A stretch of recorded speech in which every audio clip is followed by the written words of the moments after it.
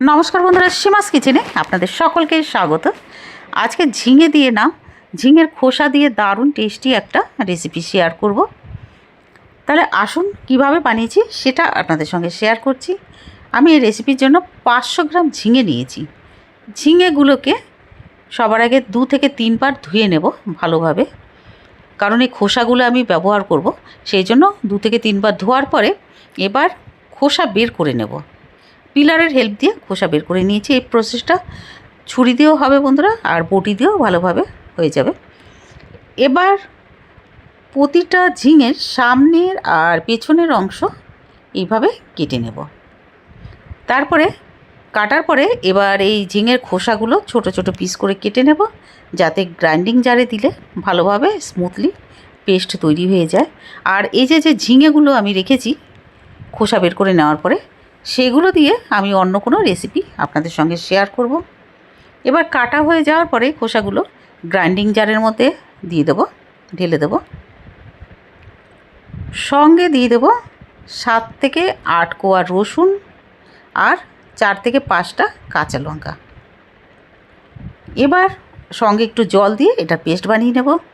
কড়াইতে সর্ষের তেল 2 চামচ দিয়েছি। তেলটা গরম হতেই 1/2 চামচ কালো জিরেটা যখন ফুটতে শুরু করবে তখন এই পেস্টটা ঢেলে দেব।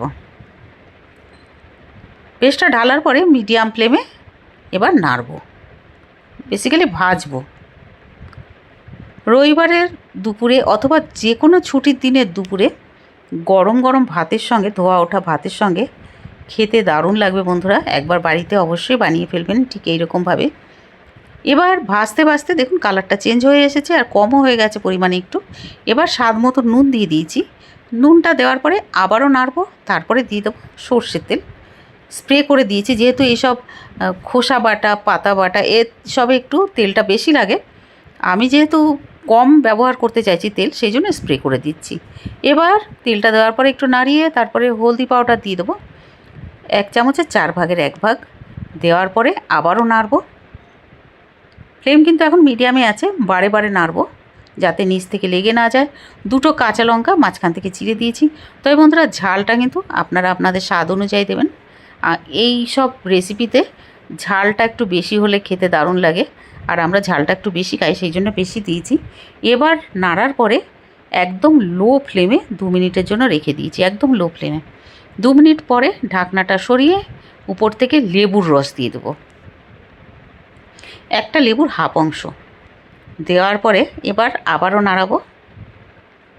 নাড়ানোর পরে 1 থেকে 2 মিনিট নাড়াবো। নাড়ানোর পরে আবার একটু তেল দিয়ে দেবো স্প্রে করে, তারপরে আবারও নাড়িয়ে নেব। ভিডিওটা দেখার পরে বন্ধুরা, ভিডিওটা ভালো লাগলে প্লিজ লাইক করে দেবেন, শেয়ার করে দেবেন আপনাদের ফ্যামিলি ফ্রেন্ডসদের সঙ্গে, সাবস্ক্রাইব করে এইরকমই পাশে থাকবেন। আর নতুন বন্ধুরা হলে প্লিজ সাবস্ক্রাইব করে দেবেন। আর এটা বানানোর পরে খেয়ে কমেন্ট করে জানাবেন যে খেতে কেমন লাগলো এই ঝিঙের খোসার এই রেসিপিটা। পুরো ভিডিও দেখার জন্য ধন্যবাদ। ভিডিওটা দেখার পরে বেল আইকনটা দাবিয়ে দেবেন, যাতে যখনই নতুন ভিডিও আপলোড করব সরাসরি আপনাদের কাছে পৌঁছায়। আপনারা ভালো থাকুন, সুস্থ থাকুন এই কামনা করে ভিডিওটা রাখছি। ধন্যবাদ।